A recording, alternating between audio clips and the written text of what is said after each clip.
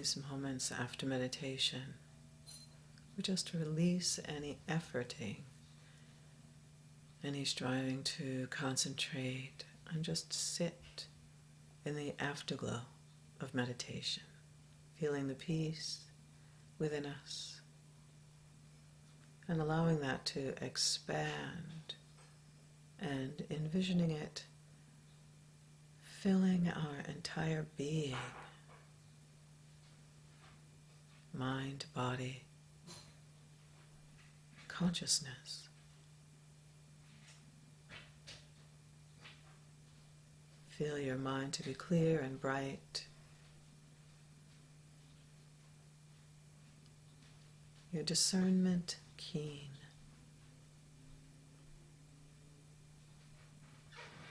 Your intuition awakened and your body enlivened.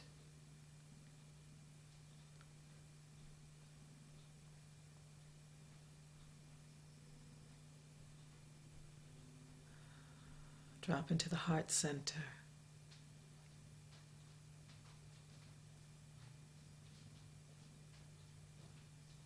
Know yourself to be a compassionate being and send loving kindness to all beings everywhere, without exception.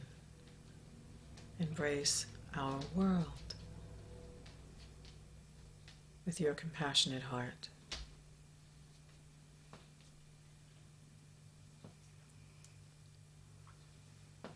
Let's hold in this heart of peace all people who are sick or have lost loved ones.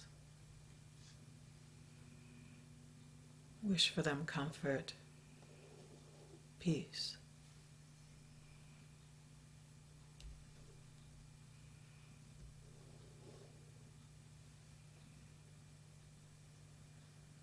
Send this peace out into your own life ahead of you today, knowing that this consciousness that you've cultivated in your time of meditation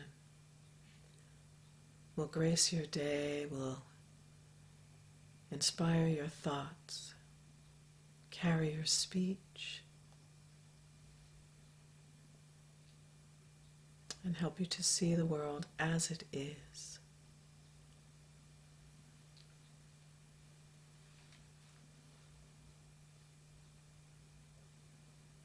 Let's seal our time of meditation with chanting Om and send this healing vibration to all points in all universes.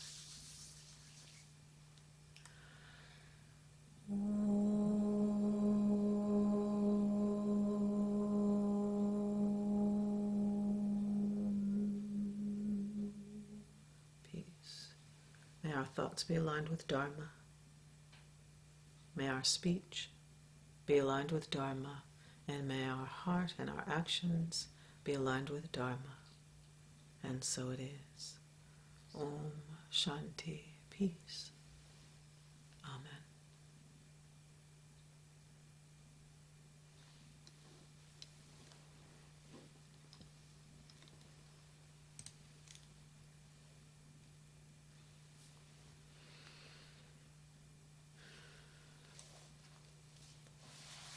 Today's verses in the Bhagavad Gita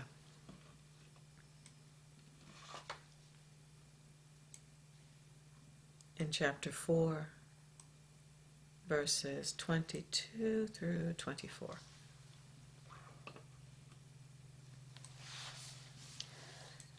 This section that we've been reading has been on knowing the meaning of action, what it means to move beyond identification with mind and body and our actions performed, and who and what is actually performing those actions when we're surrendered. Verse 22 in Roy Eugene Davis' The Eternal Way. That one who is content with what comes by providence who has transcended the dualities of pleasure and displeasure, who is free from envy and remains even-minded in success or failure, even though implementing actions is not in bondage.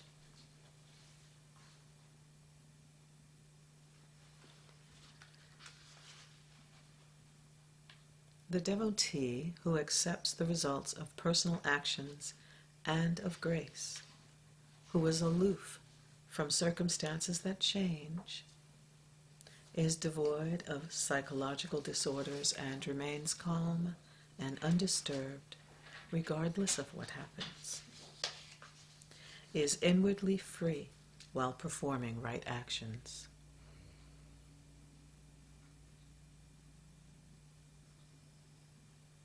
Verse 23, the actions of one whose attachments are removed, who is liberated, whose mind is stable in knowledge, and who performs actions as sacrifice, are completely dissolved. The actions of one whose attachments are removed are completely dissolved. The actions of one who is devoid of attachments, who is free from delusions and illusions, whose mind is grounded in knowledge of consciousness and its processes, and who performs right actions as an offering to evolution, vanish, leaving no trace.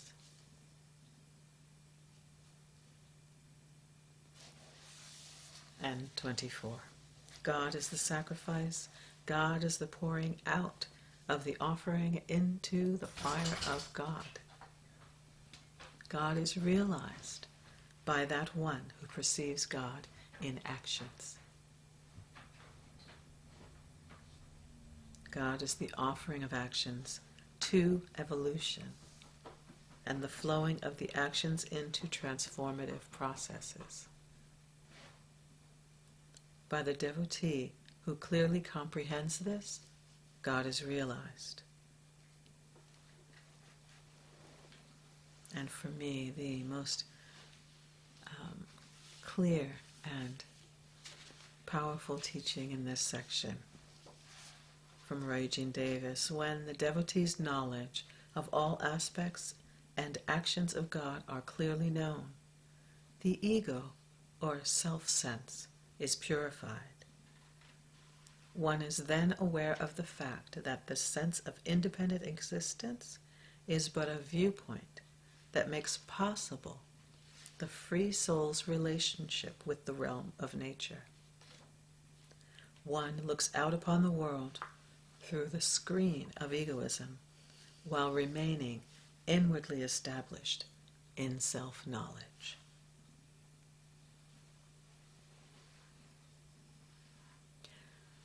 Let us contemplate what it would be like to understand and live by these few passages, to understand that our existence as human beings and our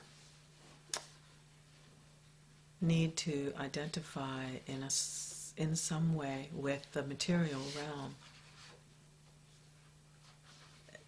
Let's say it's a facilitation of our experience on this earth plane, to have our consciousness be able to relate to the material realm. But to be able to walk through this material realm knowing that we are beyond it as spiritual beings, and to remain in that awareness at all times, what would that be like?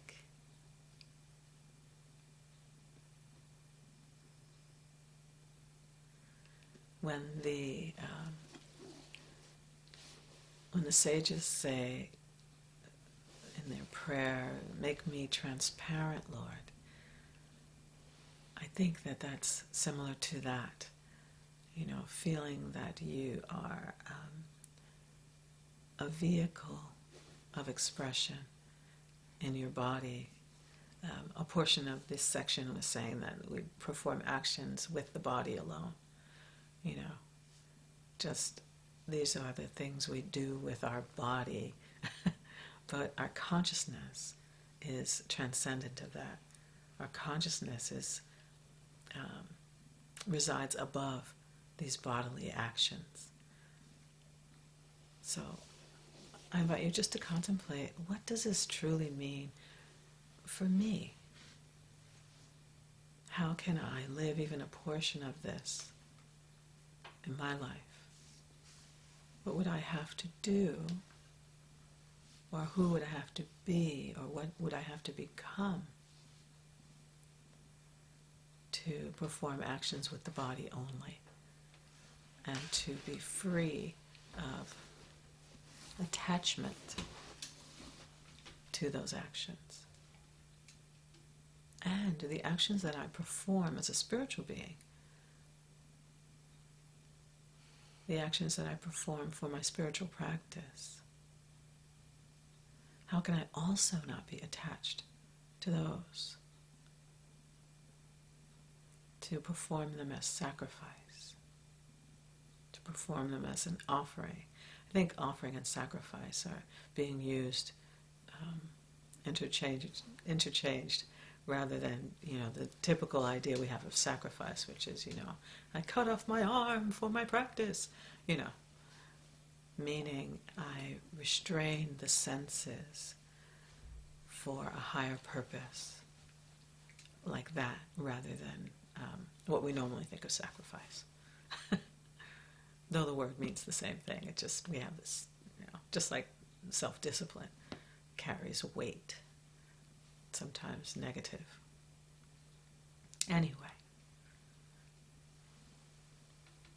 spend a moment thinking about that, and when you're ready to share what's on your heart, just do.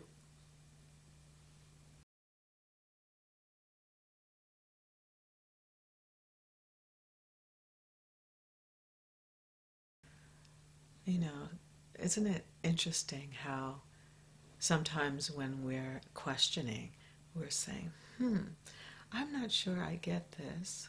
Not speaking of anyone in particular, I'm just saying how we do that. And then, when we open that space, inspiration comes.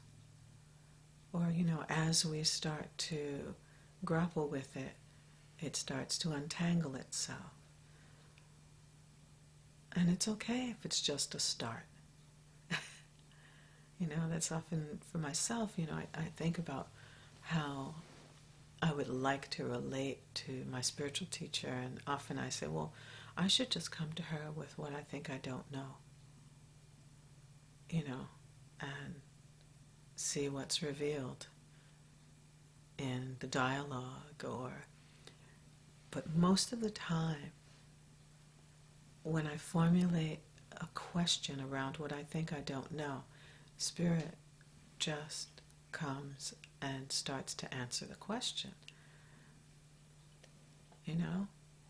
So this is why I think contemplation is so important for our own spiritual lives, and to not rely on an outside source for our answers is a really good thing. We can get information, we can get inspiration from these outside sources, but the thing that's transformative is what is revealed within us. So I'm just thanking you for being in the process with me around our understanding of these ancient teachings, around the offered commentary from more contemporary teachers, and then to take it in and